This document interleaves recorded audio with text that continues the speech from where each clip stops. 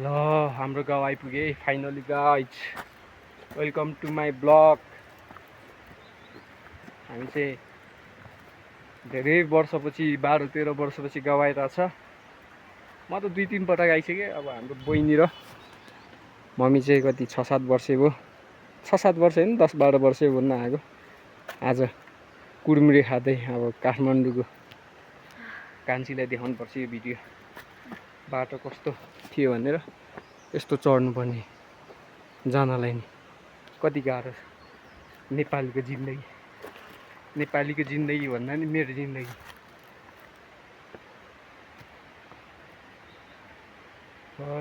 ना बत्ती ना के, यस्तो ठाउँमा कसरी बस्ने हो?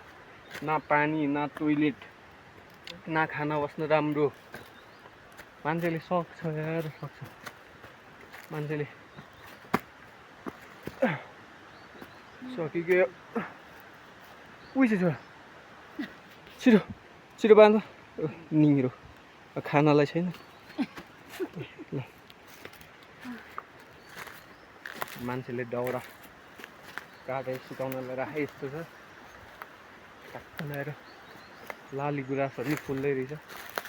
एउटा त यहाँ रहेछ सुक्या, यहाँ रहेछ बोट लाली गुराँसको देखिँदैन रहेछ। तर टन्न थियो हामी आउनु बाटोतिर चाहिँ लाली गुराँस पनि होइन। गाइज पहिला बच्चामा हुँदा यो उत्तिसको फल हो कि खै के भन्छ क्या, यो यसलाई बाँधेर बाख्रा वस्तु बनाएर खेल्थ्यो पहिला हामीले बच्चामा होइन। अनि बच्चा बेला अलिअलि याद भएको चाहिँ हामी यो ठाउँतिर पाहा मार्न आउँथ्यो बुवा म हाम्रो अङ्कल भएर राति। पाहा भनेर थाहा होला, भ्यागुता जस्तै हुन्छ तर त्यो भ्यागुता चाहिँ खानु मिल्दैन, पाहा चाहिँ खान मिल्छ। उफ यो ठाउँ बस्न नसकिने रहेछ। ल ल ल ल यङ ब्लड पहिला टन्नै भारी बोक्या भन्दै ल यति त्यति उकालो नचरी मान्छे बिहोस्, बुडुक उफ्रिँदै आउनुपर्ने हो। ल ल ल ल दौडी ल 10-12 वर्षपछि आएको एनर्जी देखाइदिए। थाकेर बिजोक भइरहेछ बिजोक। खासमा हाम्रो चाहिँ घर भने चाहिँ महाकुलुङ बुङ ठ्याक्क चोकमै पर्ने हो। तर अब आफ्नो घर बना छैन। त्यही र अब हजुरआमाहरूको पनि जानु परेको छ। हजुरआमा हजुरबुवाहरूकोमा। हजुरआमा हजुरबुवा कस्तो ठाउँमा बसेको छ भने जङ्गलको बिचमा माथि डाँडाको टुप्पोमा बसेको छ। हामी त चढ्न सक्दैन, बुढाबुढी मान्छे कसरी चढ्ने हो है। मलाई पनि पहिला थाहा थिएन। एकचोटि ट्रेकिङ जाँदा म यता गाउँ निस्केको थिएँ दाइसँग, मेरो मामाको छोरासँग। अनि मामाको छोराले देखाउँदै ल्याएको मलाई नि यो ठाउँ। अनि अहिले चाहिँ म मम्मीहरूलाई लिएर आउँदैछु। हाम्रो मम्मी स्विट 16 काठमाडौँको ब्युटिफुल मान्छे। काठमाडौँको त होइन, अब यहाँ गाउँको चाहिँ तरुनी तन्देरी मान्छे। कपाल बाँधेर अब ससुराबाहरूको छेउमा सोझी बन्नु पर्यो नि। कुरो त्यस्तो छ गाइज होइन। गाडीमा 15-18 घन्टा राति 1 बजी उठेर हिँडेको अहिले पनि पुगेकै छैन है यस्तो ठाउँमा गाउँ भनेको। आउँछ कि भने आउँदै नआउने। गाडीमा बस्दा चाकदेखि लिएर सबै दुखिसक्यो, आउँदैन यस्तो छ है। मेरो मामा घर चाहिँ यो डाँडा ठ्याक्क यो डाँडा पछाडितिर पर्छ होइन होइन। आउनु छिटो पानी खाँदै बल गर्ने के गर्नु। यस्तो जङ्गल छ वरिपरि चाहिँ।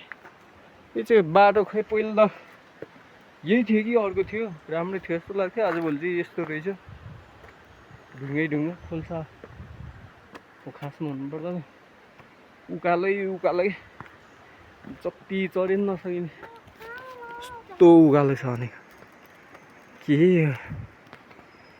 यस्तो उकालो चढ्नु परेको छ है गाइज। म चाहिँ हार खाएको छैन होइन। हाम्रो उयो घरमा काठमाडौँ बस्दा त ठुल्ठुलो कुरा गर्थे ह्यान त्यान गर्थे खै फेस देखाइदिए त एकचोटि यता यता सिधा हेर अहिले यहाँ आएर गर्दैछ ठुलो कुरा गर्दैछ। हाम्रो कान्छी बहिनी मेरो कान्छी बहिनी छ है। कान्छी बहिनी नि आउने जिद्दी गरिरहेको थियो आएन। यो भिडियो उसलाई देखाउनु पर्छ उसलाई देखाउनलाई बनायो टक्क लाएर देखाइदिनुपर्छ। खै के कस्तो ठाउँमा जन्मेछ कसको पाप लागेको नि। न बत्ती छ न पानी छ न एउटा राम्रो रोडै छ न घरै छ। पाखै भिर पाखै के ऊ मान्छे फेरि ऊ हाम्रो मम्मी चाहिँ माथि राम्रो छ। मामाहरूको चाहिँ यस्तो भिर पाखा छैन। बिहे गरेर यस्तो ठाउँमा आएको जान्ने भएर आउनुपर्ने हामीलाई दुःख दिनलाई। ल गाइज रुक्सा के भन्छ यो झोला रुक्सा भन्छ हामीले चाहिँ होइन रुक्सा नै भन्छ होला। फेरिले मलाई मताइसक्यो गाडी छैन खानासाना नि खाएको छैन। ल कसले यहाँनिर कट्टु छोपेर राखेको रहेछ बिर्सेछ कसले माछा मारेर बिर्स्यो कि खै के हो।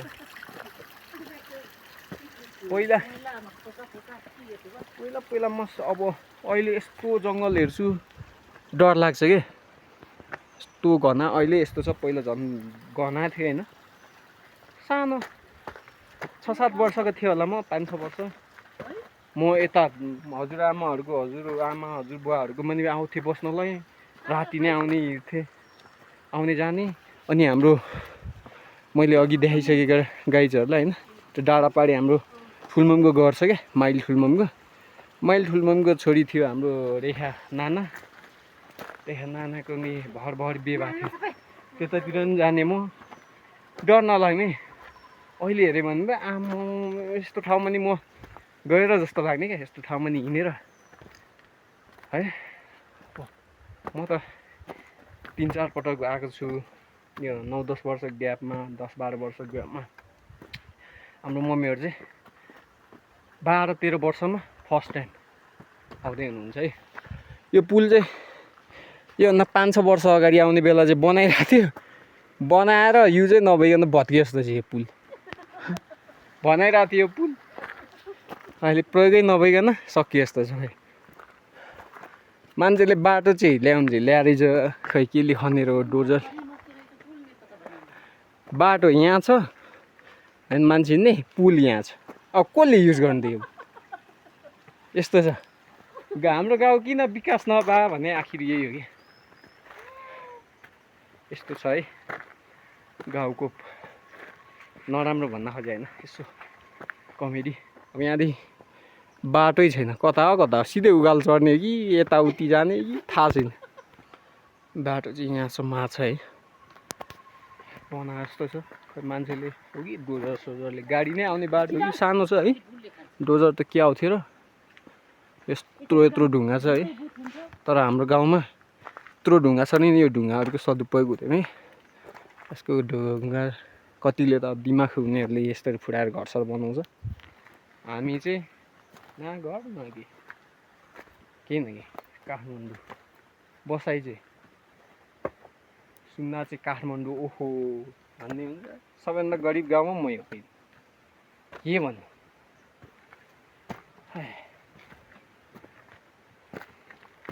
अब हाम्रो 10-12 वर्षपछि सासू ससुरालाई भेट्दा कस्तो रियाक्सन हुन्छ हाम्रो मम्मीको चाहिँ थाहा छैन। आउनु त हिरोनी भनेर आउँदैछ।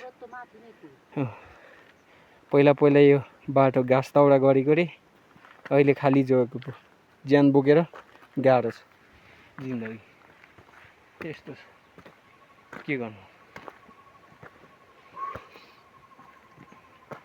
उकालो आज कटेला जस्तो छैन आउन नि तलबाट आयो ऊ तल देखिँदैन रहेछ अझै हात गल्दो रहेछ यो ब्लग बनाउन नि के हो मोबाइलमा नि चार्ज छैन यार गाइज चार्ज छैनको कुरा चार्जरै ल्याएन ठ्याक्क मैले सम्झेँ मम्मीले चाबी हालिदिइहाल्नुभयो अब 70-80% छ यसले कति दिन टिक्ने हो त्यहाँदेखि मोबाइल अफ कहाँ गर्ने हो चार्ज पनि थाहा छैन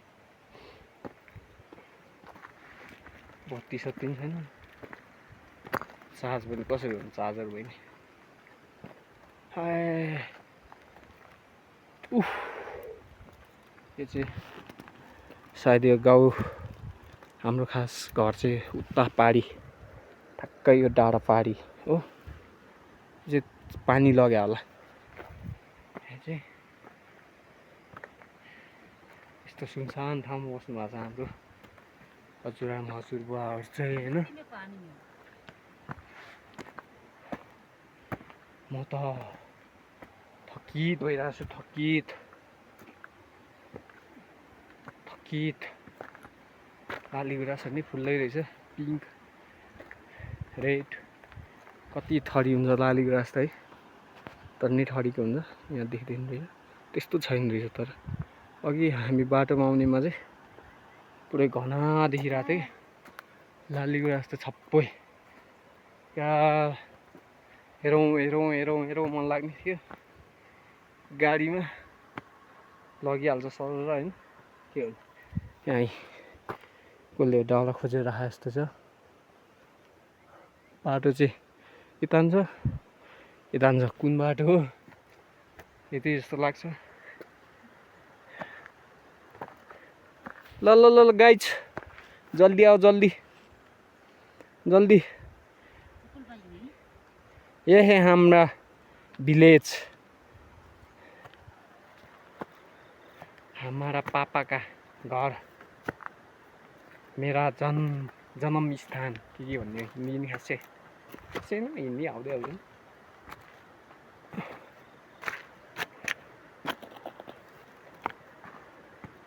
हामी यहाँको रोड देखाइदिन्छ गाइजहरूलाई उता देखिरहेको छु ओ यतादेखि चढ्दै आएको बल्ल यति चढेर सक्यो होइन बल्लदेखि पनि टन्ने छ उकालो अझै पनि बाँकी छ मान्छेहरू यसरी गाउँघरको काम दुकारो छ नि ओ भारी बोकेर यहाँ घाँस दाउरा गरेर खानुपर्छ ग्यास छैन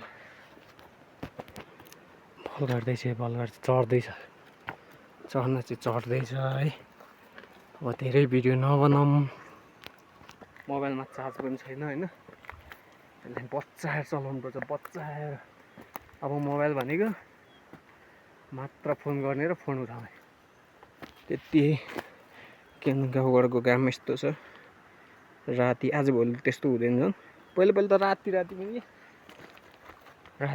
घाँस दाउरा खेतीपाती के हो फेरि न राम्रो फल्नु होइन दुःख गऱ्यो मलजोत गऱ्यो त्यो दुःख गरे जति नि आउँदैन क्या मान्छेहरू खेतीपाती छोड्नुको कारण नै त्यही हो नि आजभोलि खेतीपाती कसले गर्छ बरु बारी बोकेर खान्छ खेतीपाती गर्दैन काठमाडौँतिर चाहिँ बास पनि मैले देखासम्म चाहिँ हुन त हुन्छ यहाँ हाम्रोतिर नि ससानी नै हुन्छ तर स्पेसल चाहिँ हाम्रो बासहरू चाहिँ यस्तो हुन्छ है हत्रु यत्रो हुन्छ है ठुल्ठुलो